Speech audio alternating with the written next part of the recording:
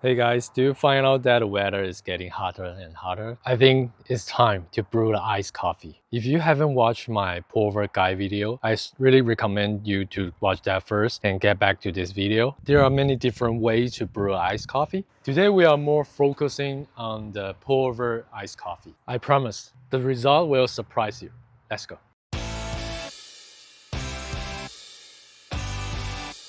Hey coffee lovers, I'm Michael. Welcome back to the channel. This channel is for people who love coffee and like to brew their own coffee at home. So if you are one of them, don't forget to subscribe to this channel. Without further ado, let's dive into today's video. Today I'm going to show you 3 different ways to make pour over iced coffee. The first one is the easiest and more straightforward. Just use your original brewing methods, same ratio, same grind size, same blooming time as well. And after you finish the brew, place ice cubes around your cup to cool down as soon as possible. Why is that? I will explain that later. So here are some other things you need to prepare before a brew. The most important thing is a cup made of metal or copper, which has a fast thermal conductivity to help you quickly lower the temperature. And another thing is a big bowl to contain the ice cubes inside. You might get a bigger one. You can fully put your cup inside this bowl. It's better. And the last one is a stir stick. Any kind stick is fine, but the longer one is easier to stir. So you might thinking that why not just put some ice cube just into the coffee. That seems very simple and quick, but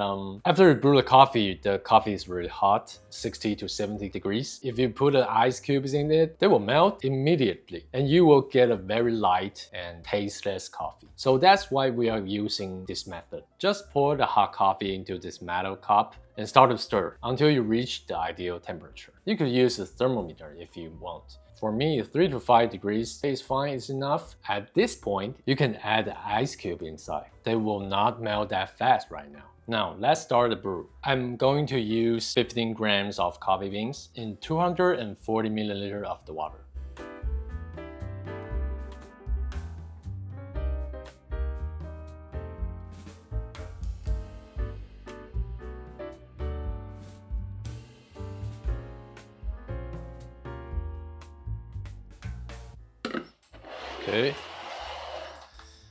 Okay, so this is the result. Right now, you're gonna put into this metal cup. You can use a thermometer. You can put more ice with it to help it cool down faster, around 30 degrees right now. It takes some time. It's around 5, I think it's 6, 5, around this is fine.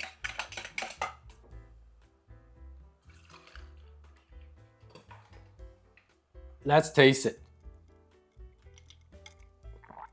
I think it's pretty good. It keeps the original flavors kind of balanced. If you think it is a little bit too light, you could try to adjust the ratio, like put more coffee grounds to brew. That might happen because we cannot feel the taste pretty well if the coffee is too hot or too cold. So you might need to adjust a little bit about your recipe. And I have mentioned that you have to cool down the coffee as soon as possible because that could keep the most flavors in the coffee. After you brew, if you only put it at a room temperature, try to cool down or put in the fridge, there might be some flavor lost in the coffee. So let's move on to the next method. Add the ice cube directly into the server below the dripper. So if you are using this method, you have to adjust your brewing ratio. If I'm brewing 15 grams of coffee beans, 240 milliliters of the water, so I will add 120 grams of the ice cubes in the server, and I will use only 120 of the hot water to finish the brew. That is not all. When we adjust like that, because the extraction rate is totally different when we normally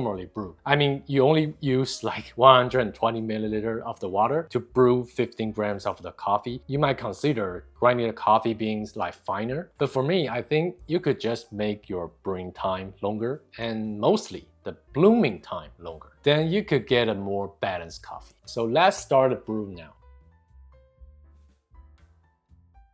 Be patient and wait a little bit longer until all the water flows down. You could see the coffee bed is almost dry. It means they are fully absorbed the water already. Then we could start the next pour. What we are doing here is trying to extract out the later phases flavors of the coffee beans. By the way, you could swirl the cup sometimes in the middle of your brewing, and after you finish all the pour, you have to try to swirl the cup quickly, or use a stir to stir it like very quickly to avoid those ice cubes melted too fast.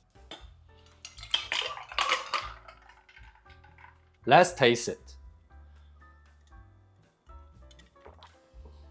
So what are the differences between this cup and the last cup? For the first cup, it is much easier, right? You don't need to adjust the brewing method mostly, but it takes more time to cool down. So the aroma will be lost. However, for the second one we just brewed, you have to adjust the brewing method a little bit, but it takes less time to cool down, and the aroma will keep much more. Alright, let's move on to the last method. This one, the third one, it is almost the same as the second one, but I'm using the cocktail shaker to finish our final part. So here's what I'm going to do. 120 grams of the hot water to brew, that is the same. For the second one, we put 120 grams of the ice cube in the server cups. But for this one, I will put only 60 grams of the ice cubes in the server cup. Another 60 grams I will put in this shaker. So the same 15 grams of coffee beans.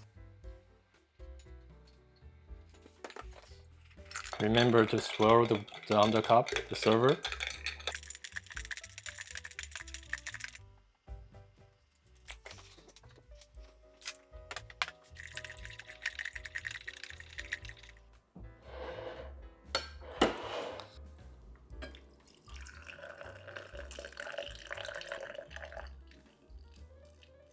Okay.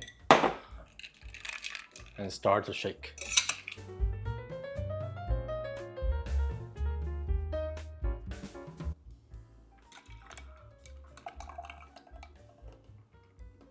So this is the last cup. You can see the crema and the bubble is because when you shake the coffee, everything is just accelerate. Let's taste it. For this cup, I will say the aroma is the best. Everything is much better in this cup. Let's taste it one by one. This is the first cup. The flavor is okay, might be a little bit lighter. The aroma is not pretty well. Normal coffee, but it's not very special coffee. It's okay. But for the second one, I think it's much more balanced and the aroma is better than the first one. The acidity and the sweetness is quite well. It's pretty good, I would say. You don't need a shaker to do it and it's much easier. You just add the ice cube under the server and you can make this coffee. So I think this one might be the go-to iced coffee, filter coffee if you want to make iced coffee at home. Everything is much stronger. Aroma is totally better than these two cups. The mouthfeel is much better. For me, this one is the best. Alright guys, that's all for today's video. Thank you for being here. I'm Michael again. If you like this kind of video, please leave a comment below. Maybe you can click the like button below. That would be very helpful for this channel to grow. If you really like this kind of coffee related videos, please just subscribe and I will provide more different kind of, no matter it's equipment or like coffee brewing method, everything around it. So stay tuned. I will see you in the next video. Bye bye.